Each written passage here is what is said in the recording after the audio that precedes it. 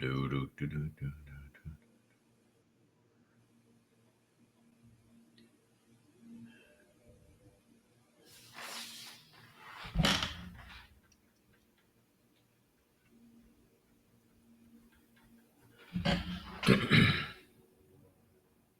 All right, folks, we're here. We're live on Substack, LinkedIn.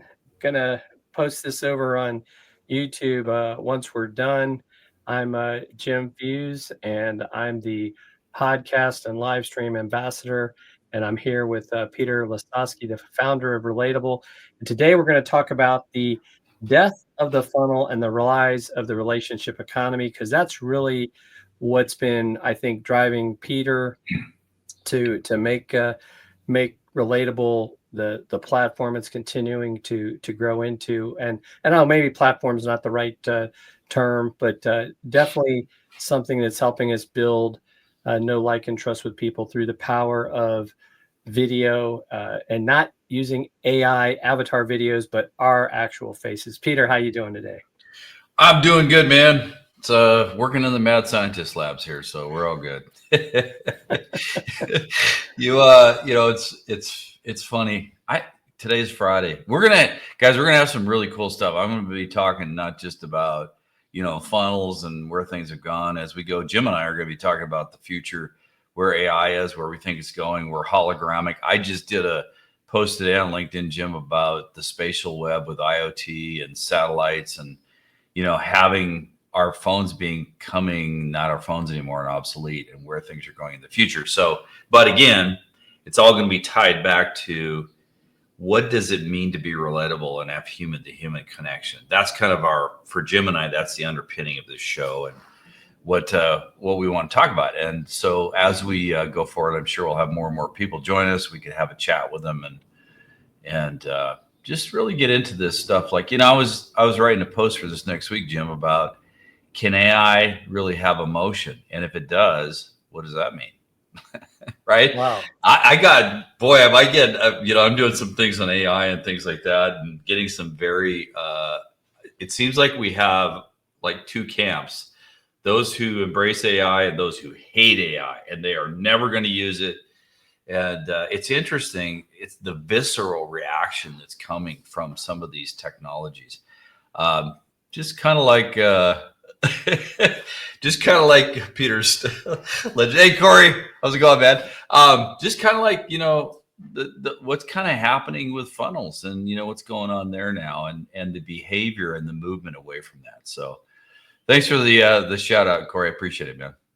Yeah. So Corey's over there on LinkedIn. Yeah, it is crazy, and I know we've been talking a lot about this. I participated a couple weeks ago in a Podfest masterclass, and I think I told you, and I won't name names to protect the innocent, but one of these people was talking about where they're using HeyGen to create a video avatar of themselves, and I think they're using 11 Labs for their voice. So they're literally creating videos that's, a AI voice and an AI avatar, so they can change their AI background. And it's like, well, why not just do a video of yourself with your real voice? I just, it really rubbed me the wrong way. And, I think that's one of the things where we're being different with Relatable, because I don't think there is, and I'd love to get your thoughts on this too, Peter. I don't think there's a shortcut to building real human relationships. Yeah, I don't think so either. And by the way, Corey, if you're still listening, Corey's a guy we got to have on this show down the road, because this guy, he is just kind of a quasi genius in AI and everything tech and things like that. So Corey, if you're still listening out there, we want to have you on the show, and Jim and I talk to you because you got some really good insights and viewpoints on the future of tech and where it's going. And I like what Corey has to say. You should follow him on LinkedIn too, Jim, and I'll do that. Read his posts. Yeah, he's got a newsletter called the Best Tech Newsletter. It's really cool. It's actually really good. There's a lot of good, actually, tips and tactics and tools, but he talks about AI and where it's headed and things like that. But getting back to our discussion, what's interesting, this whole thing of I think relationships and humans, I mean, as long as we're going to be on this earth, it's timeless. I used to say, and it's still true to this day, that basically people do business with people they like, know, and trust, right? But what's happened, what's interesting, and was kind of the origin story, and I'll just go through it real quick, is, when I started looking at, because me being curious, Jim, I was like, well, okay, we have things out there that are existing today, like people are doing ads and people are doing funnels and people are doing email marketing and some people are still doing cold calling, but yet a lot of that stuff is not working. And I was like going, well, why is that? What's going on here? Because it used to work really well. And I also have to give it a caveat of this, which is, there are people out there, and I get visceral reactions from salespeople. They go, sales is still sales and we can still sell and all that. I go, yeah, you can. I'm not saying don't sell, but I also know that if you look at all the studies and basically the behavioral shifts, Jim, what's happened online is the people who want to be sold to are a very small percentage, right? Some say 3, some say 5%, whatever that percentage is. You have to ask yourself the question, well, what about all the rest of the percentage? What are you going to do with them, right? So that's, that's kind of what got me going on this thing. And as I mentioned that to you a while ago with the native digitals, that was one of my big ahas, was like this group that's 35 and younger, they're 51% of the global population. And, if you think about it, Jim, 5, 7, 8 years ago, where were they? They were hanging out in Twitch and Discord, and they still are to this day. But they're kind of the four fathers, four mothers of what we now call communities, right? And now they're popping up like weeds, and it was driven by the native digitals, still to this day. And if you got older kids, for you guys that watch this thing, Jim, do you got an older daughter or two, right? Yeah, I mean, all my kids are in their 20s. Yeah, so okay, so they're part of that native digital group, right? Yeah, they're the people that they're going to come in front of your door and they're going to go text, "Hey, Dad, I'm here. Come on out." They don't go to the door and knock on the door. I mean, that's not for them. It's also like it's funny because I was just talking to a guy, Sam Anderson, because his big motto, of course, he's a baby boomer. And his thing is just pick up the phone. The problem is most of these young people is, you want to talk on the phone to me? Right? They don't, it's like, it doesn't register in their brain. So this is what's interesting about what's happened with with funnels and email marketing and things. Was first it was that shift for the native digitals. And then I noticed or discovered, I guess, these 6 online shifts in customer behavior. And that's what really kind of blew me away. I mean, it was I'm going to go through these really fast because, I want to get into some other stuff with you on this, and what we're talking about here today. But the first one is, and you and I have talked about all 6 of these, but the first one is, when people go online and they do, product and service research, what do? They research it. They don't, I mean, if you think about it, right, who thinks in their head as first thought, hey, I think I'll pick up the phone and talk to a salesperson? I mean, we don't do that. That is like a foreign concept. And, I mentioned this before. Gartner did a study last year. I think it was 72 to 77%. It's somewhere in the 70s. But of B2B people, even enterprise sales, they don't ever want to talk to a salesperson. They want to go online, do their own research. And some of those people, when they're ready, then they'll invite the salesperson in. But it's pretty much they've already whittled it down to a couple people, a couple companies, or they've made a decision and they're just kind of going through some FAQs, right? So that's the first one. Second one is, as you know, because you got a live stream show, everybody's watching or listening, right? I mean, we're video or audio these days, and we're on our phones primarily. And you guys got your Dealcasters, you and Chris Stone, and you even look at podcasting, right? I mean, what do you know? Kind of, I mean, it used to start, it was like all audio. Do you have an idea of like what percentage has shifted over to video now? I don't know the exact numbers, but I do know that YouTube, because it has become such a big proponent of video podcast, is really becoming the place where a lot of podcast consumption is happening. And so even when it's video, what people are doing, like you said, maybe our native digital children, is they'll listen to the video while they're doing other things. So they don't necessarily feel like, oh, I got to go to Apple or Spotify if I want to listen to a show. And even Substack now, right, is offering that same opportunity to listen or watch or read. Yeah. That's one of the reasons why we're doing this, because the beauty of this is once we're done with this video today, this live stream, it's great that we get that interaction, but we can also turn our, conversation into a blog post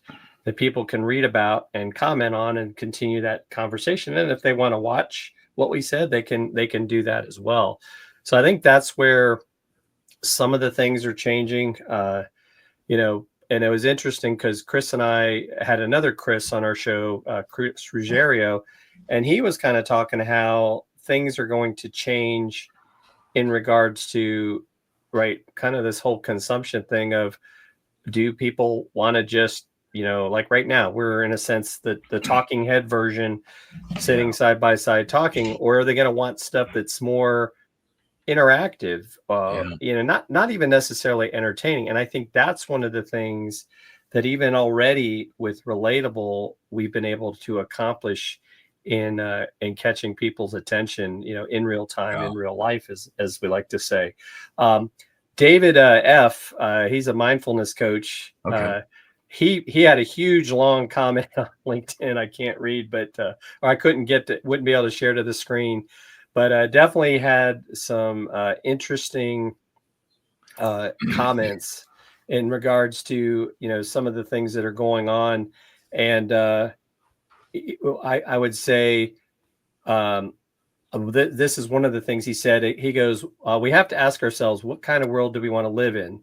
No, just can we build it, automate it, speed it up, but should we? No, not just machines can do it for us, but what are we losing when they do? And maybe that's why the garden feels like medicine.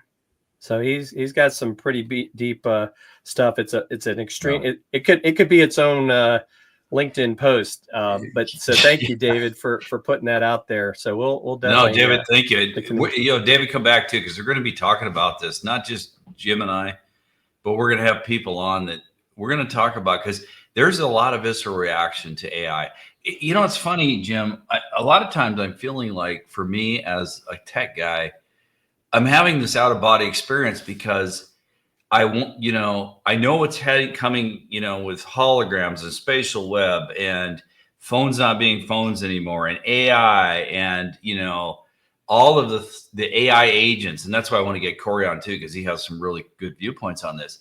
So it's almost like with Relatable, I'm living in the past, but wanting to be in the future. But then, like David said, okay, well, what does that world look like, or what should it look like? And how do we as humans, where are the boundaries, and how do we as humans interact with that, and what's okay and what's not okay? I will say this. I posted today about something, and it was about spatial web, and boy, where there's some visual reactions in there. People are pissed. They're mad that this technology is coming. But, I look at it like this. Actually, I commented on one of Corey's posts, because it was like, you know what? I remember back in the late 80s, I went down to Silicon Valley. Bruce Shimano was one of the founders of Adept Robot. You probably have heard of that company, right? We went into that guy's garage. We bought the fourth Adept Robot, took that up to Fluke Electronics, where I was working as an engineer. We installed it on the manufacturing floor, and it built pretty much 90% of the multimeter without humans. Wow. So, you have to, and then look at what's happened in the auto industry, right? I mean, we have robots everywhere, where they're augmenting and amplifying human workers. So if you go into a Ford Motor Company plant, you're not going to just see robots. You're going to see robots and people, right? Now, there's a lot, darn it, I'm trying to think of his name. He just came out yesterday. He was on the news. In fact, Corey was talking about him in the Post for talking about how in the future, I think Armani, he's the guy that's the founder of Anthropic. But anyway, you know, a lot of these jobs are going to go away. So, but what kind of jobs are they? Are they low-level repetitive jobs, which that's kind of been happening over a course of several decades around the world, not just in the United States. So it's an interesting set of conversations that I'd love to have up here, and we'll have some people on and we'll talk about this. And I'm hoping more and more people, you know, come onto this. So we have another question here. What do you think of reviving a similar? Okay, so Marlise, hopefully I pronounced that correctly.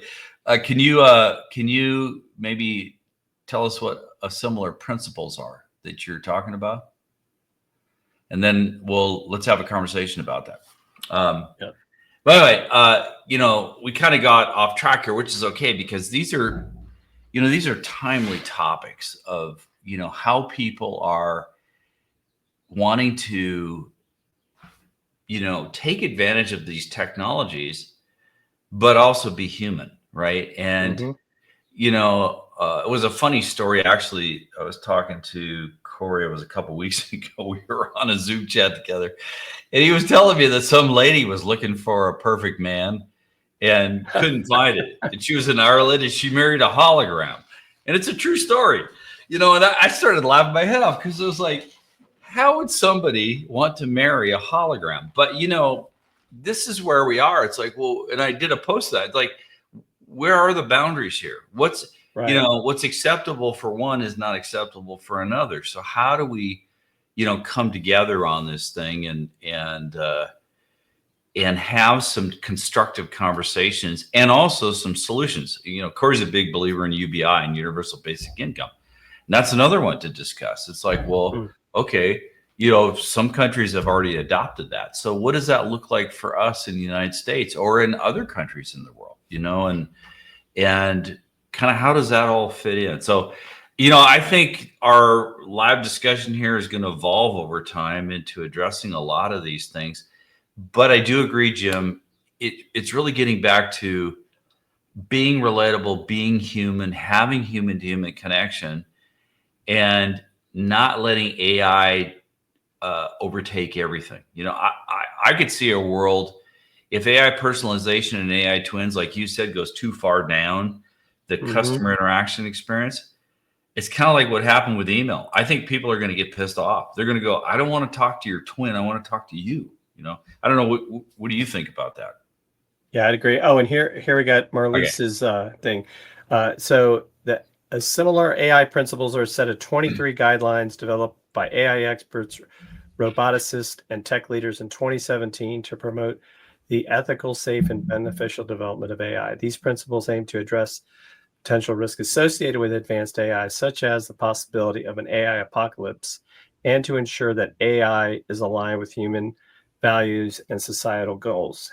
And so, yeah, so that's that's a great, that's a go ahead, Jim. I'm sorry.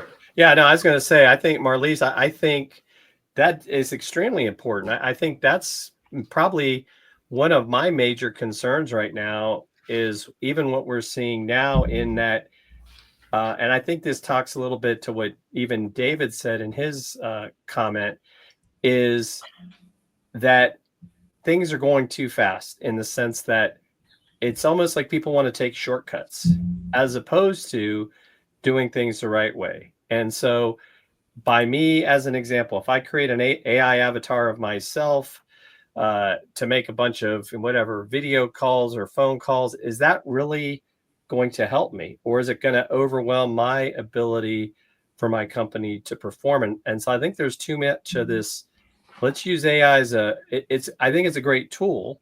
I think it has its place, but I do think ethics are extremely important. I know we've talked about, like, if the first time I had met you was after watching videos that I found out later weren't really you, but your AI avatar, to me, there'd be a huge trust issue.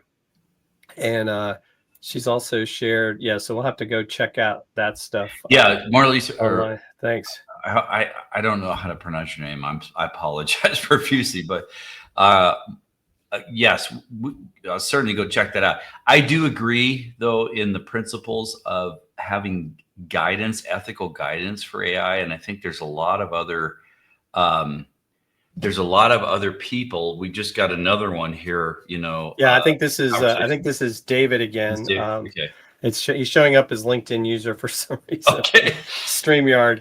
But yeah, so like machines will not save us; they will simply become like us. And what have we been for 5 centuries? We've built systems of war and domination. We fought, extracted, conquered. Occasionally, we've made a painting or a poem tender enough to remember what we forgot, which means the question isn't whether AI will become human. Ooh. Yeah. That's definitely. Well, and that's what I was talking Corey about. said that Because, was profound. yeah, that is, David, that's profound. And, the thing is, I was just grappling with this morning, and I wrote a post that's coming out next week about, can AI, will it ever be the case to have emotion? Because if you look at, like, I have a neuroscience background, right? And we understand about, okay, if you look at emotions and where do they come from, or relationships and love, a lot of that is neurotransmitter connections in the brain, like oxytocin, right? And the power, we'll get into the power of storytelling with glutamate actually the glutamate is the most prolific neurotransmitter, comes from your gut and your brain, but basically tied with the hippocampus, which is the memory indexer. It creates, oh, thank you, or at least, okay, good. It creates the memory recall, right? But what's interesting is what I'm grappling with, I think, like a lot of us, instead of having these visceral reactions, it's like, okay, let's pose the question, can AI at some point in time have emotion? And I don't have the answer to that. But where I'm at right now is, I think AI will come to the point where it can perform emotion, but I don't know if it's going to have emotion like we do as humans, right? We can certainly get to that point where AI can replicate neurotransmitter function in the brain. We're not there now, but we can get there where, it can have the same kind of effects, with performing, like what happens in humans with dopamine, norepinephrine, serotonin, glutamate, oxytocin, things like that. But this is where it gets, it's a nuanced difference. Having emotion and performing emotion, to me, that's two different things. So, Yeah.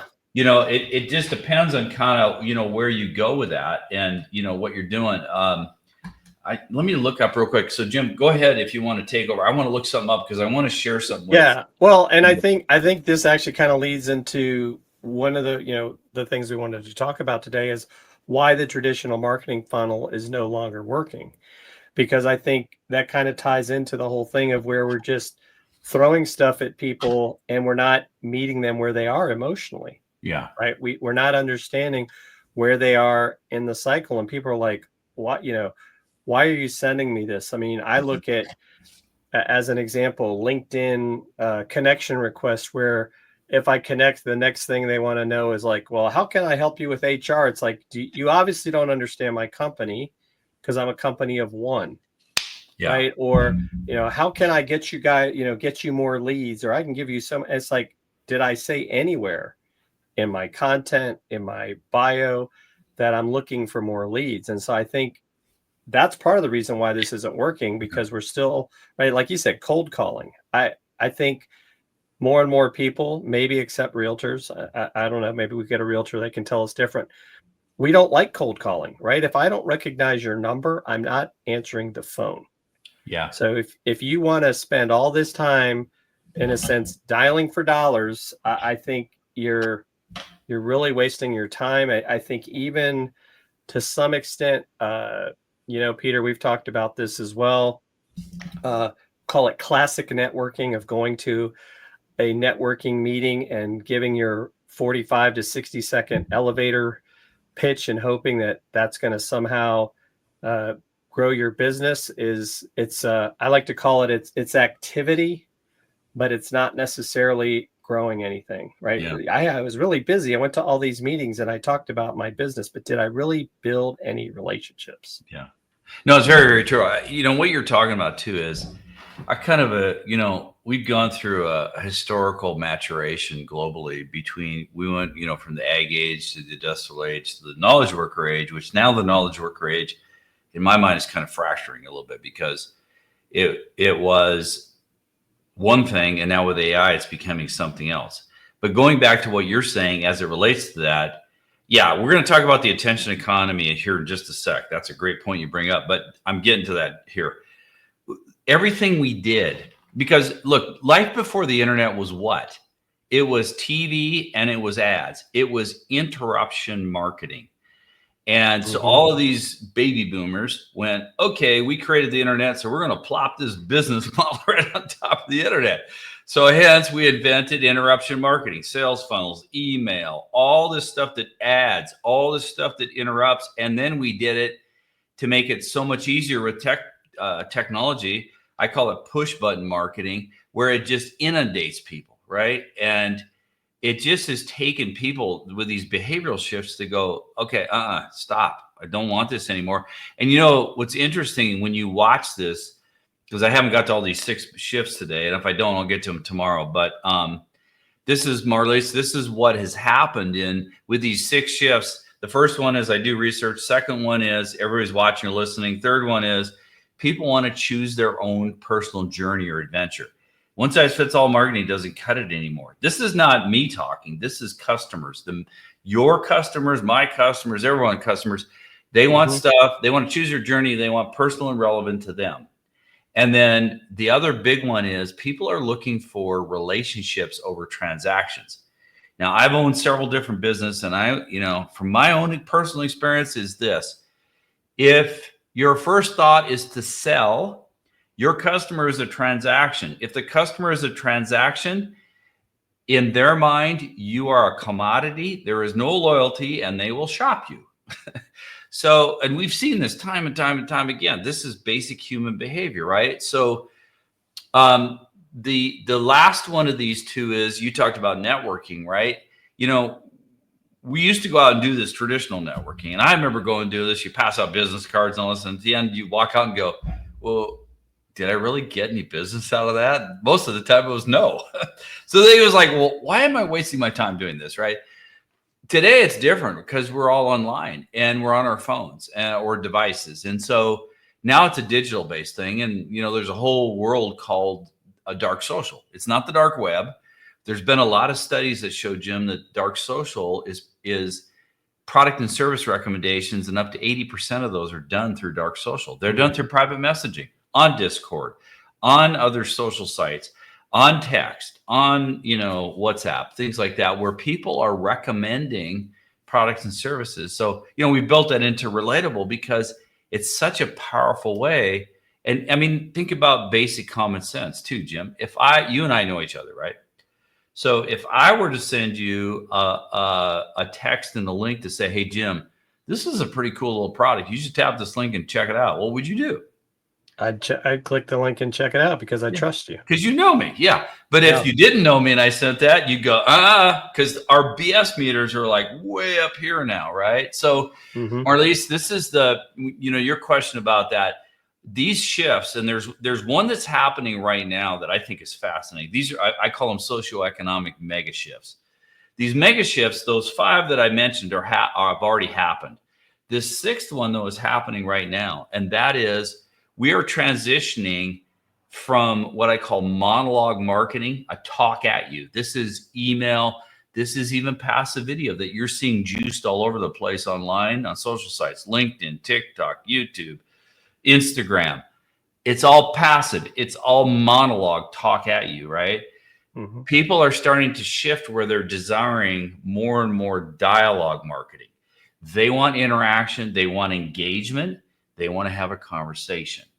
And so it's kind of, I don't know when this shift it's going to happen fairly soon. And I think part of what's going to accelerate it is a lot of this AI stuff that's going on, because you're going to see this backlash towards people want more and more humanness, at least in the marketing aspects of how people want to interact with people. So those are the 6 shifts. And really, what's happened I've seen is we've gone from this attention economy and lead generation, which is lead generation is simply defined as I invite you into my buying process and persuade you to buy, right? Which people are going, I don't want that anymore.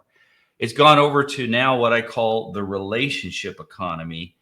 And then what's been around for a while, which is demand generation, which is the buyer is in control and they invite you into their buying process when they're ready to buy. Now, there's still going to be that small percentage out there, and you salespeople are right, USDRs and BDRs and ABMs. There's a small percentage out there that are going to go, hey, I'm okay talking to salespeople. And there are people that pick up cold calls, they still talk to salespeople.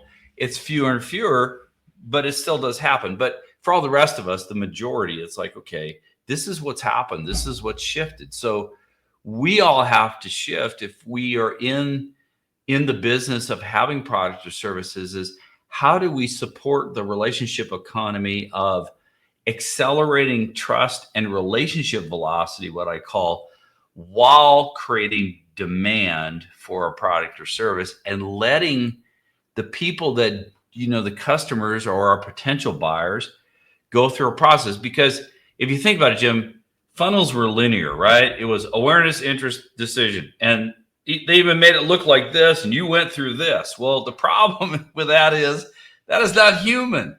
We go in, and then what do? It looks like almost like a figure eight. We're figure eighting through this thing. We're looking at all different kind of marketing touch points. We're trying to find evidence that this is good. Again, we're reacting within the reward circuit of the brain and the nucleus accumbens, which is your addictive center. All this stuff is going on while we're trying to, while people are going through consideration. And sometimes they go back up to the top. Sometimes they spit out the side. I mean, that's humans. That's the way we make these decisions. People always thought, oh man, I always thought that, if we go ahead and we'll tell them about all these features and all these benefits and all this, stuff, that they're going to make a decision. No, people make it based on emotion. They buy based on their croc brain and their amygdala, and then they rationalize with their neocortex. And if it's not done in the right sequence, this is why we have buyer's remorse, right?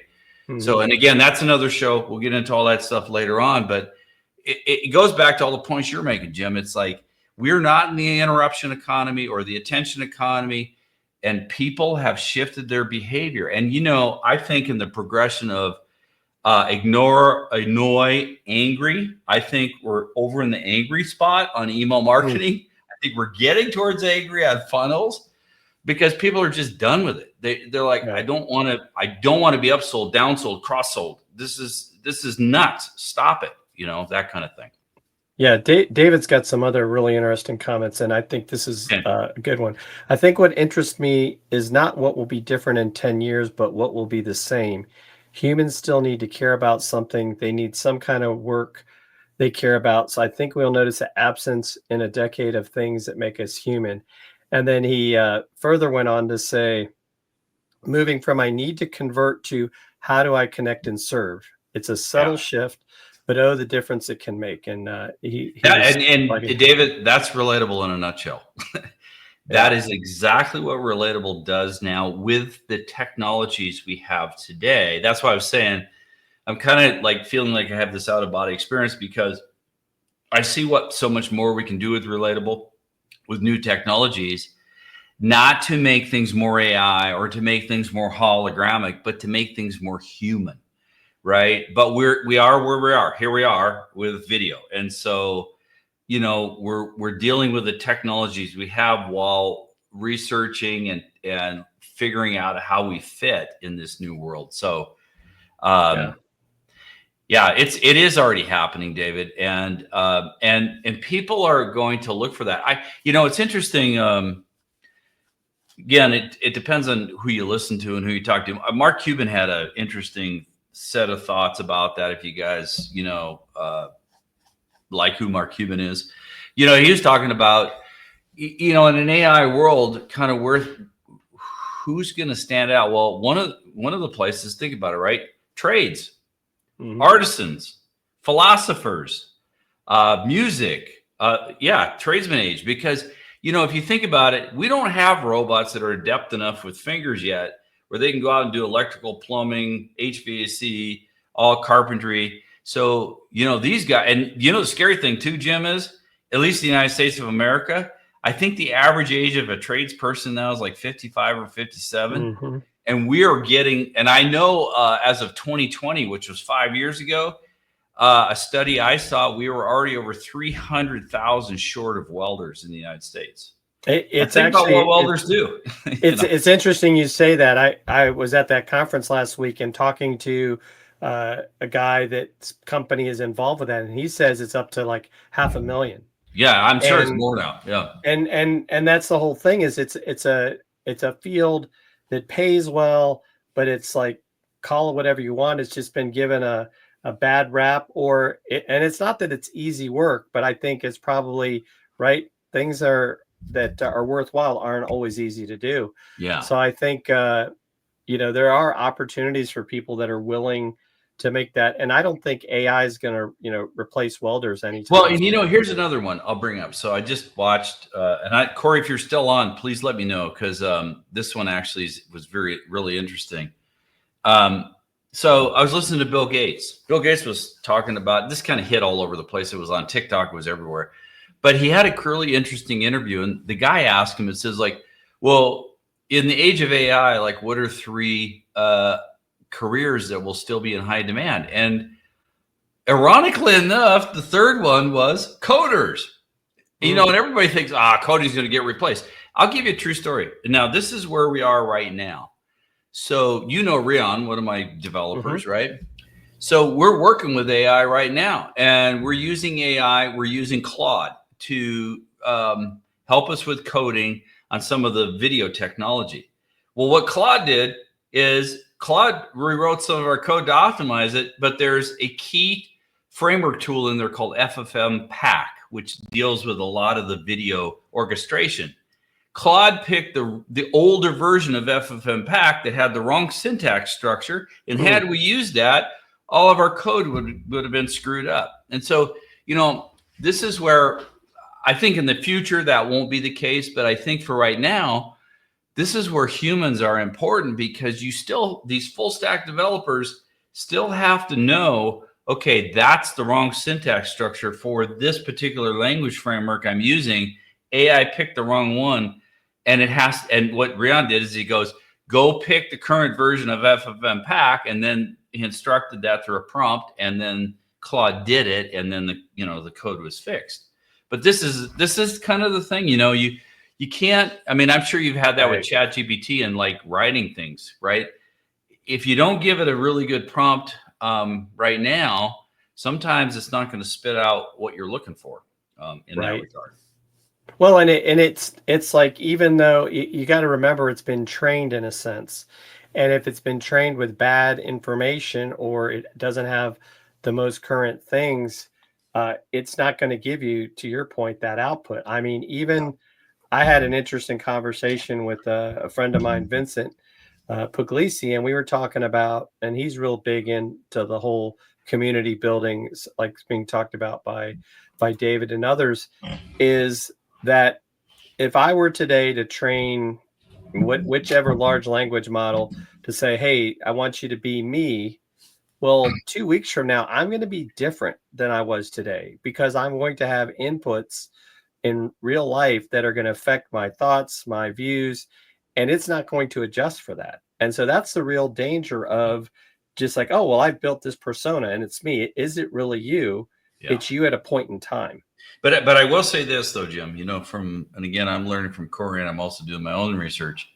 But if you look at like some of the models out there, like Agentic AI, Anthropic, you look at Claude, you look at GenSpark, some of these AI agents, and that's really where my head is right now, is having these AI agents go out and do the work for you, and they are getting somewhat to the point where they're self-thinking.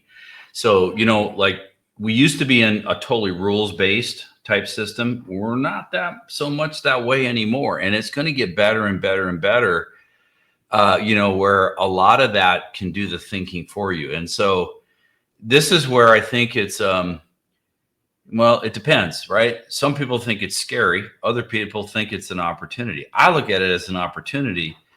And here's why.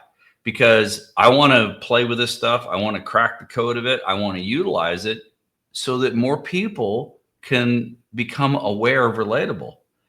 So more people can use something like Relatable to be more human, right? Right. So, Right. Again, it depends on what your motivations are. I talk to people all the time, and I'm writing this is my 10th book. It's the tentative title now is called The Chemistry of Yes.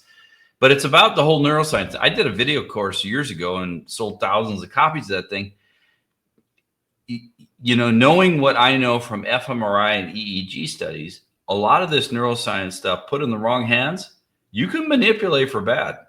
Mm-hmm. It's not good because it's just that powerful. But this is where I think Marlise was talking about, with the 23 principles, we have to have some of these ethical guidelines. And that's why, look, guys, this is our first show. We're just getting this stuff started. We're not even, on our show notes, which is cool. That's fine because you guys are interacting. This is kind of what I wanted to do, though, and Jim did too. Jim and I want to have, where we get on and you guys jump on and we have these dialogues. I wish, we could all, be talking all together, but we're loving your comments and your thoughts and bringing stuff to our attention, because I think the key thing here in our humanness is we all have to talk through this together, right? And I want to have some interesting guests on, and Jim does too. We want to be able to, have these discussions with people. That's why I want to, I love what Corey's doing and where he's at and kind of some of the stuff he's talking about. So, we'll definitely have him on. But there's a lot of other people that I've run into now that have some very interesting viewpoints on where things are going with. And it's not just AI. See, the thing is, what we have to think about here, guys, is if you want, I did a 60-second video. You can read the post, but go to my LinkedIn today. Look up, you'll see where I'm talking about spatial web. And, basically satellites, and not just physical IoT sensors, but virtual IoT sensors. We're now, imagine a world where there's all this data structure, not to control you, but to create interactive experiences where you're with somebody else virtually. They're feeling like they're walking right beside you in their hologramic form, but they can feel the wind. They can smell the trees. They can hear the birds.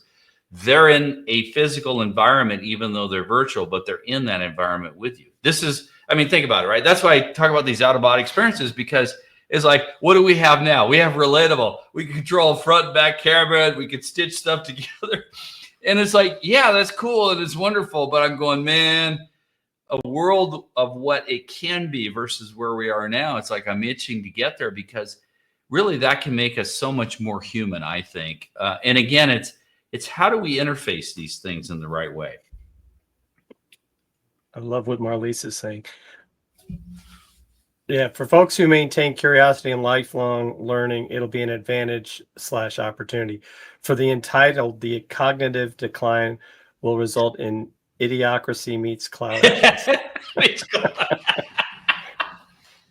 Oh, that's good, man. Very good, Marlise. I love it. Yeah. Well, I would say, isn't that kind of happening? You're like right now. It could be. It could be. There's a lot of idiocracy meets cloud atlas going on in the world right now. It's kind of. I always think of like that old Billy Joel song, "We Didn't Start the Fire." Yes. Yeah, I think about that a lot. Where he goes through all the stuff throughout history, and that's why I was saying I was making a reference to Adept Robots back in the late '80s, because people are going, "Oh my God, this automation stuff is ruining us." It's like, whoa, have you not been here for like the last 30 or 40 years? And again, I remember when Bill Gates came out. You probably remember this too. Oh, we're going to do personal computers. You're going to have such a productive life. And they showed people in leisure time and all this stuff, right? And what happened, man? we ended up working longer hours, working more, changing these screens and PCs, and So again, it has to be something discussed, and we all have to. So what? Oh, this is David. You want to read that one? Yeah. I want a life shaped by listening, not just forcing. I think that's deep. Yeah. Well, I don't know. The life shaped by listening. If you have a Sirius or Echo, what is it? Echo? Is it Sirius? What are those devices that are in your phone? So you have Alexa. Alexa is Amazon, and then what's the other one? Siri is the one for Apple. Yeah, I think David, those are doing a lot of listening. So maybe not to listen to you want, but again. So here's another great show. There is an update.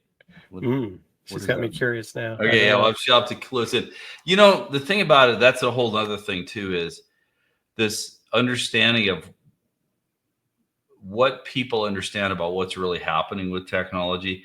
Because in my perception, there's a lot of open wheel stuff going on out there that, I just found it actually fascinating and funny at the same time.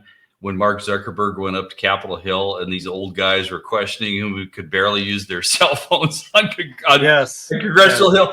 And I'm sure he was thinking in his head, these guys are such idiots, man. They don't even know what I'm doing. But again, that's a little scary because it's like ignorance causes these problems. And so okay. This is funny too. He says, we're living in a world today where lemonade is made from artificial flavors and furniture polish is made from real lemons. Yep, that's very true. Yeah. Well, I think I think though the whole idea here is that we, as all of us who are, thinking, feeling human beings, that we enter into this conversation. And, for Jim and I, we'd love to keep having you guys come back. We need to keep talking about these things. We can certainly talk about different technologies. I'd love to talk more about hologramics and kind of where things are at, how hologramics, the good and the bad of it, not just all the good of it. But I think there's some really cool stuff, and talk more about AI.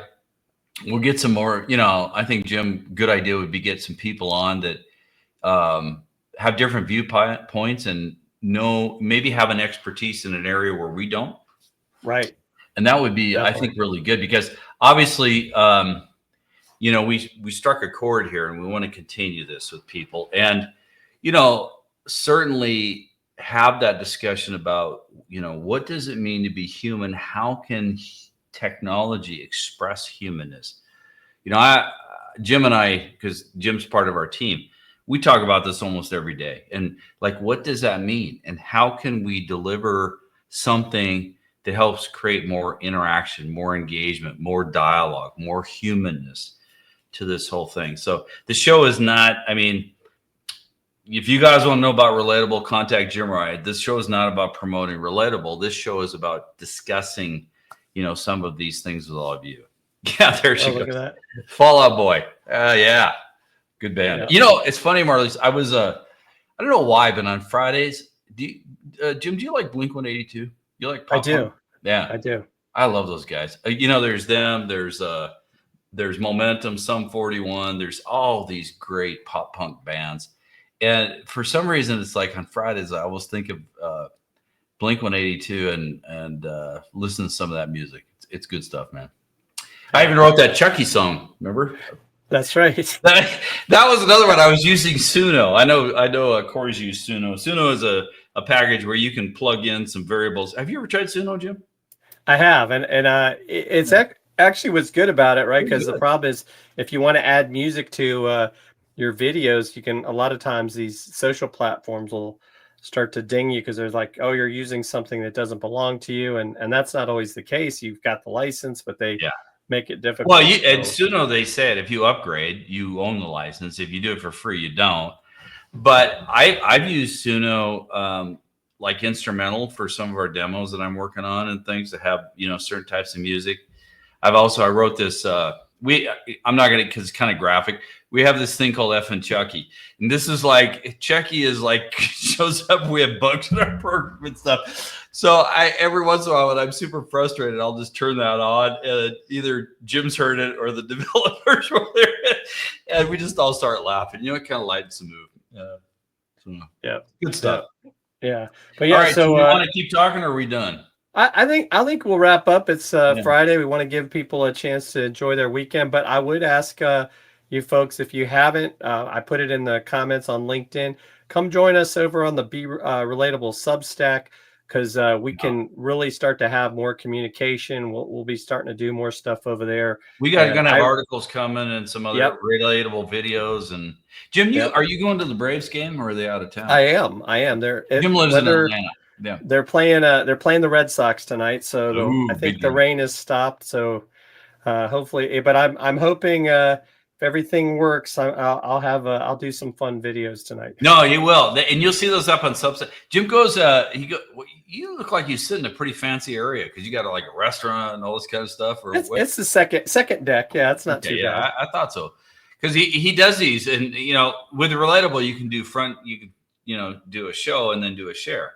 And so he's doing these different ones. So you could check them out. You should post those on Substack so people can go check. They're kind of cool. And because it kind of shares where he's at. He's talking about, kind of the game and what's going on. I watched that one where there was a rain delay and there was like no one there. So you guys had moved down or something. Yeah, we moved to the front row of our section because we wanted to see what it looked like. We're like, well, if we can ever get these seats, this might not be too bad. So that was fun. Yeah. That's a beautiful stadium. It's really good. It is. It is. We just need to play better. Well, go Tigers. My Tigers are doing good. So yes, they are. Yep. Well, but thanks everyone. Thanks Marlise and David and a couple other folks that Corey was there for a while. I don't know if he's still there. Yeah. He had to leave, but he said he gets the replay. That's so cool, which there will be, and like I said, love the comments. If you have any other thoughts, please we can always get before these we later. go. We're coming back next Friday, right?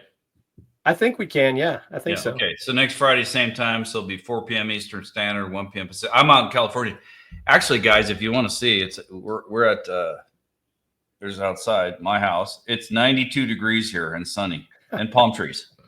So, and Jim's over there in the rain in Atlanta. My sister lives in Atlanta, so it's all good. That's right. All right, everyone. Well, thanks again, and we'll see you all soon, and have a good weekend. All right. See you, Jim. See ya.